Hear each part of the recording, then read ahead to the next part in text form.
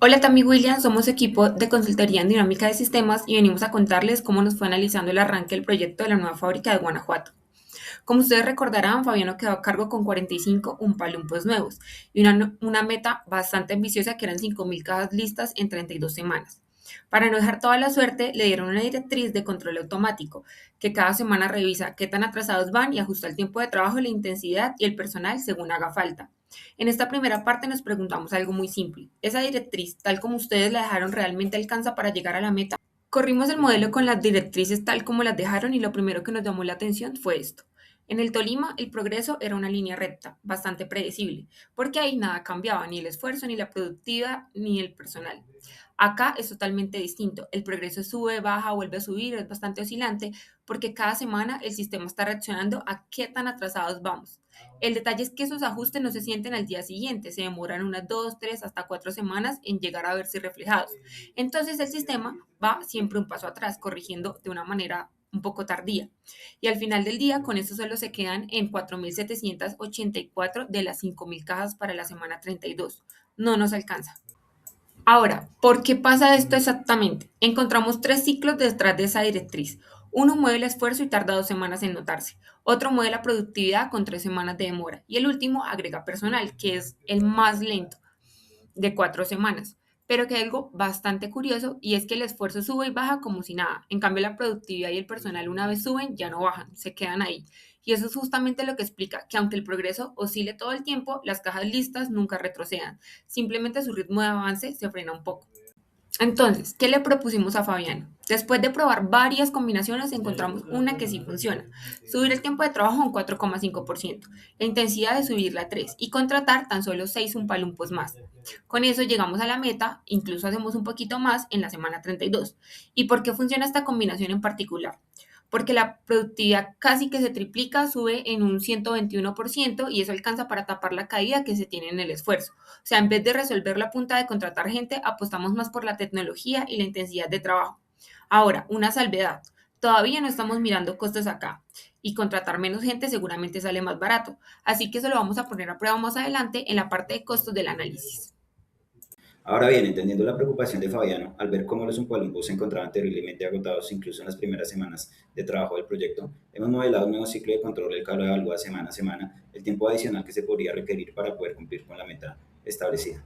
En este caso hacemos una comparación partiendo de las directrices iniciales de Tammy y William para 32 semanas y vemos que con el hecho de empezar a evaluar una modificación de la ficha límite ya se empieza a tener un comportamiento mucho más controlado de variables primordiales como lo son el progreso, las cajas por volver a producir y el esfuerzo. Vemos que el esfuerzo va decayendo controladamente, lo cual es primordial para garantizar una eficiencia de la línea de producción en esa etapa final del proyecto que es tan importante para poder mantener una productividad alta y poder cumplir con la meta. Además, vemos que se empieza a controlar esta etapa de retrabajo, las cajas por volver a producir, lo cual también actúa en favor de una productividad en ascenso.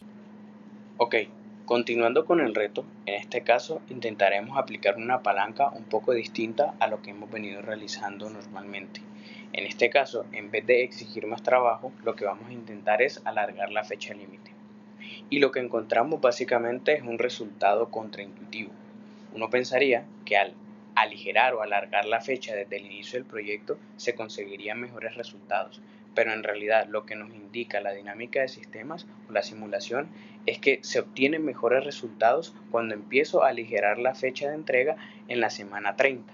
En ese es que obtengo los resultados o llego a la meta mucho más rápido. Ok, entonces continuando con este análisis, evidentemente surge la pregunta ¿por qué? ¿Por qué pasa esto y por qué aligerando la fecha de entrega en las últimas semanas es mucho más efectivo? Y básicamente lo que se concluye es que es por exceso de confianza. Cuando alargamos la fecha desde temprano, la brecha entre lo que falta y el tiempo disponible se reduce. Entonces esto hace que se relajen ciclos de control, baja el esfuerzo, baja la productividad y además no se contrata personal. Entonces, en cambio, cuando mantenemos la presión hasta la semana 30, conservamos la brecha positiva, los ciclos siguen activos y además de eso el proyecto avanza más rápido. Continuando con nuestro análisis, entonces ahora debemos ver la otra arista que tiene estas decisiones, que es el tema de costos.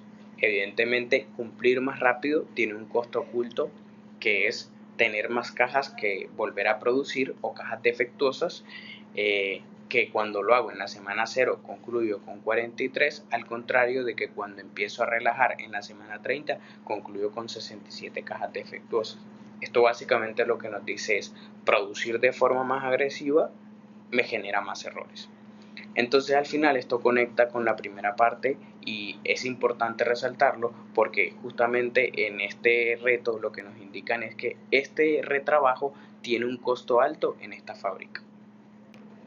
Ok, teniendo entonces como premisa estas dos aristas y teniendo en cuenta que el retrabajo específicamente en esta fábrica es bastante costoso, entonces debemos encontrar un equilibrio entre llegar a la meta lo más pronto posible, pero evitando que tuviéramos la menor cantidad de cajas defectuosas. Para esto se realizaron unas iteraciones y se llegó a la conclusión que los mejores parámetros para cumplir este equilibrio era realizar la semana de ajuste en la semana 25, un cambio de intensidad de trabajo en 3 y además de esto un cambio en el tiempo de 0.03.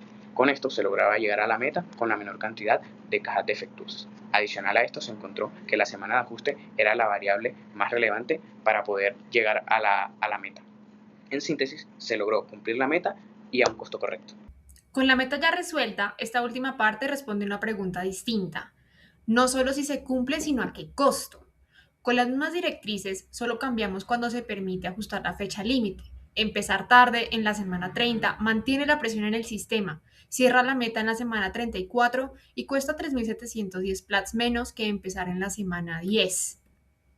Para cumplir la meta con 6.500 plats o menos, priorizamos intensidad de trabajo al máximo, es barata y su ganancia queda instalada de forma permanente.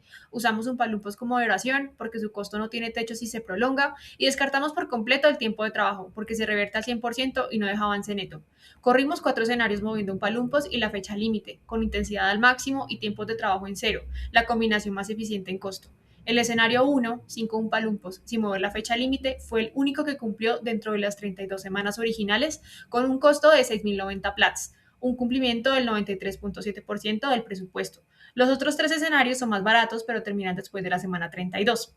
El trade-off es claro. Si se necesita cumplir la fecha límite original, el escenario 1 es la única opción, aunque sea la más cara. Si tiene margen para negociar más tiempo, los otros 3 le ahorran presupuesto entre más se acerque el retraso.